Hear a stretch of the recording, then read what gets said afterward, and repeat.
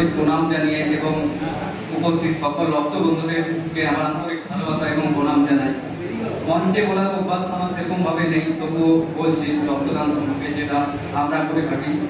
অনেকক্ষণ ধরেই শুনলাম যে পুরুলিয়া পিছিয়ে পড়া জেলা, সত্যি পিছিয়ে পড়া জেলা, কিন্তু ভাবলেও খারাপ লাগে। তবুও পিছিয়ে পড়া জেলা থেকেও গ্রাম থেকেও রক্তদান করা যায়।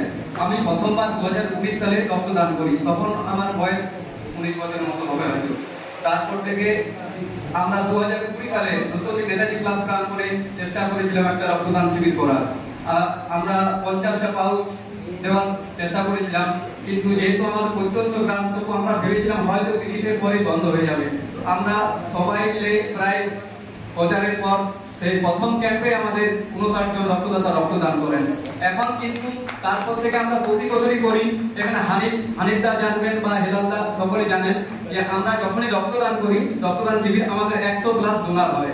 আর নতুন অঞ্চলে আমরাই প্রথম করেছিলাম রক্তদান শিবির। এখন কি হয়, এখন দেখি যখন আমরা রক্তদান শিবির করার আয়োজন করি, তার আগে থেকে গ্রামের মহিলা বা পাশের গ্রামের মায়েরা বা বন্ধুরা এসে বলে যে কখন আমাদের ক্যাম্পটা হবে, আপনাদের ক্যাম্প হবে বলুন। তাই আমরা চেষ্টা করি যে বছরে 2-3টে ক্যাম্প করার, কিন্তু ব্যাপার হচ্ছে ফাইন্যান্সিয়াল যে প্রবলেম, সেটার জন্য অনেক সময় করতে পারি না। দ্বিতীয়ত আমরা আরেকটা বলবো আমাদের পুরুলিয়া জেলার সমস্ত স্বেচ্ছাসেবী সংগঠনগুলোকে, যে আমরা সব সময় ভাবি যে 100 ডোনার বা কেউ 50 ডোনার কম্পিটিশন করি, কিন্তু এই কম্পিটিশনটা চলবে না।